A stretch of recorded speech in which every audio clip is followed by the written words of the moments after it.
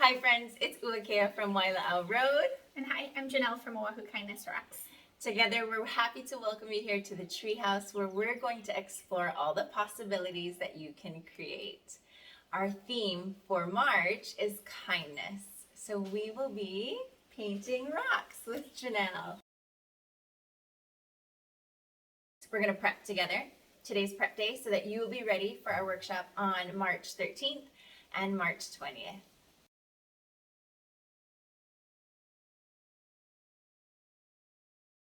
The first items you're gonna need are rocks.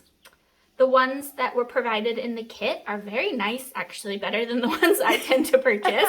So they're smooth. They're very smooth. Mine always have a lot of dust on them. You can see she's got a little bit of like dust on there, but these don't really need to be washed off. Many times the ones people either find can be dirty, or mine, the last batch I got at a discount price for like a bulk bin, were really dusty. So if they're that way, just maybe put them in a colander in your sink, rinse them off, and then give them a little bit of a chance to dry. Gotcha. So those are what you're gonna need for your rocks. First, rocks. In order to protect any of your workspace, we have just a brown paper bag that we've put down today. A lot of times I'll use newspaper if I have a cardboard box that you can open up flat. Anything just to protect what you're painting on. And then in the kit, the next thing were brushes. So there's a bigger thick brush and then a little pointy brush. And today when we do the base coats on ours, we're just going to use this brush. And then paints is the next step. So the paints that came with the kit are the little tubes here. So you should have gotten 3 colors and a white. We made sure everybody had a white just because it is the easiest color to write on. So you should have a little set, and they're all varying colors. Many people have their own craft supplies at home already. So I brought a couple additional just to show. I use these. They're from Ben Franklin here locally, or you could find them at Target. And then water. We mentioned it, but you should have a jar of water. We've already used this one earlier a little bit to rinse the brush off. But you don't have to rinse it out each time. It's really just to get the brush color off of there. So you can switch to a new color and then take your paper towel. It's nice to have a roll of these to kind of really wash off any of the extra paint in case it hasn't gotten off when you rinse it, and then so that your brush is dry. There's so many different ways to paint out there. It's really kind of an unlimited canvas of what you can do. I tend to be a bit of a creature of habit, and I like to paint a color and then a circle so that I have a little writing space. Nice, like a little canvas. Yeah, that's totally just me, and I didn't always used to do it that way. If you scroll back through my Instagram, I've just kind of started doing it more and more like this. I think it's just neat, clean lines. I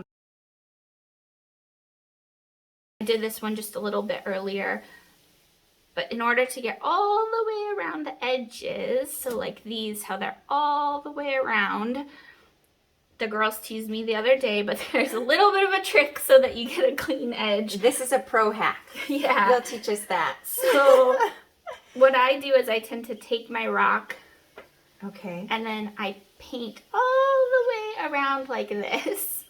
Twist, twist, twist. And here, let me grab a little. Okay. Apparently I'm on a teal kick. You are. I do love teal.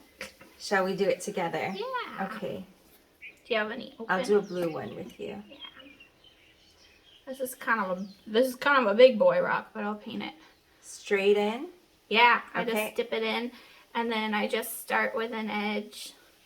And I love a good clean line. Right? So I do too. I tend to just go around.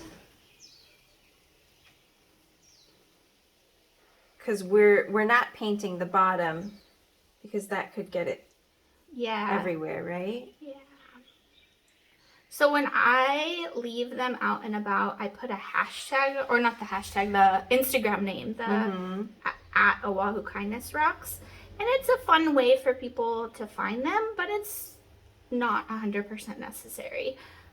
It's just a fun way for people, if they do find them, to be like, what is this? And then they can go and either send me a picture or see where the rock has traveled, that, wow, I left it at Diamond Head and they found it at somewhere else.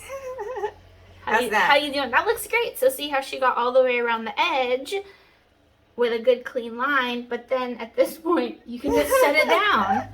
Hopefully you guys can see that in the frame. So you just set it down and then you can paint the rest of the top. Because I was wondering how you did that. Yeah, when we were painting as a kind of group the other night just for fun, the girls were laughing because they were trying to paint all the way around the edge. It was so, like, I want a lazy Susan, so I can just turn it. And I have seen some painters, like, the little stand and they can turn it, but I'm not that fancy. I just do it like this, and I always tend to get some on my thumb, kind of like I just did. Yep. But it's, oh, and I got some on this rock. So that's why it's nice to have a paper down, is you tend to get it in more places than you realize.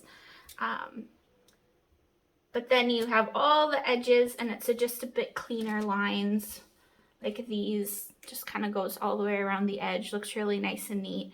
And you can make it pretty and clean without giving yourself a headache. How did I do? That looks beautiful. And okay.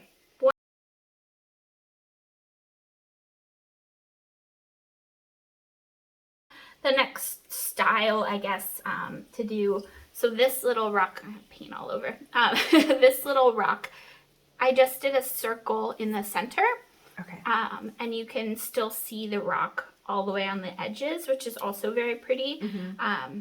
Lately, I've been really into the dot look, so sometimes I'll just put dots all the way around in a different color, flowers all the way around in a different color, but this is just a different style. Mm-hmm. And that's kind of an easier, you don't have to hold it and get the edges all perfect. Okay. But it's just kind of what you feel like doing. So, all right. but I'm just going to draw a little circle on the top of him. Okay. And I'm not really going to go all the way around, but leave some of that rock exposed. Okay. I need to cover up the teal, though. I got a little teal on him earlier. That black looks great against that color. And black, like I said before, for whatever reason, I just seem to have a good... And I love contrast, like dark versus light. So then I could write green on here, or something brighter kind of makes the colors pop. So that's why I have a big bottle of black. I don't know, I like to do black. So with this funny shaped rock, could I just follow the edge of the rock? Totally. Sometimes, I don't know if I brought any, but like, see how this is like a triangle in the, so I just kind of followed the shape of the rock. Or even I've painted like a square inside a circle, just something different. Who knows? Like, it's totally up to you. But this one, sorry, I'm just trying to get these to be clean lines. That's just me being particular. I'm never a fan of artists with like very loose brush strokes. I don't know, it stresses me out. I like to have very like clean lines.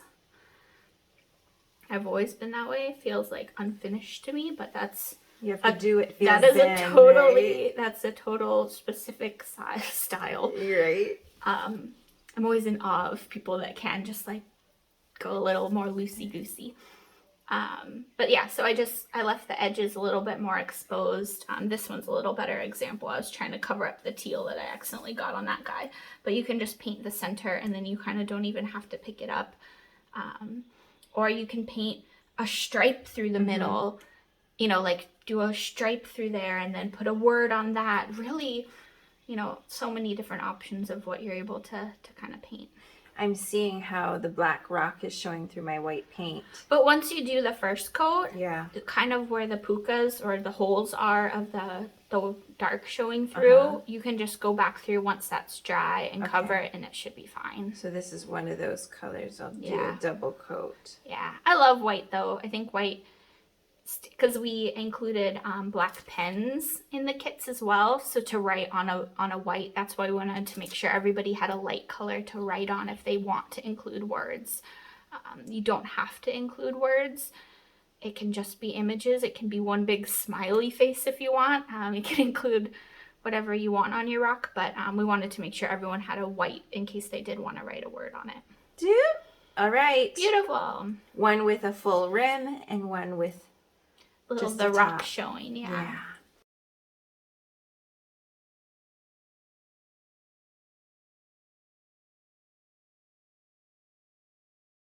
So here's a pro hack that I've been wanting to ask you how to do. I've seen ombre colored rocks. Yeah. Please teach us how to make an ombre rock. So I haven't used these paints to do it, so I Okay. will do my best. Okay. So these are kind of what she's talking about. If you look on my Instagram, everyone loves them, but I do a rock that's, yeah, like an ombre or a sunset color, and it's usually the other way. Look, start with yellow, orange, and pink. Okay.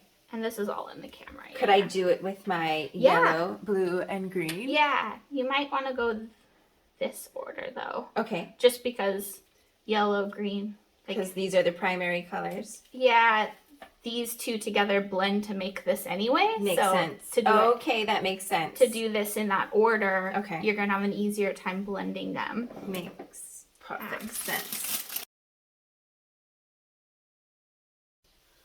And the sides of these are never as nice, which I'm glad people don't repost my photos too often with the sides, because you can see a lot of the messiness to get them to blend.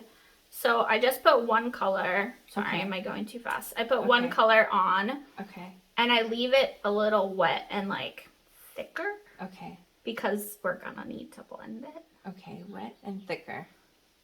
So it gives yourself some extra to play with, I guess. The sunset. Everyone loves it. Yeah.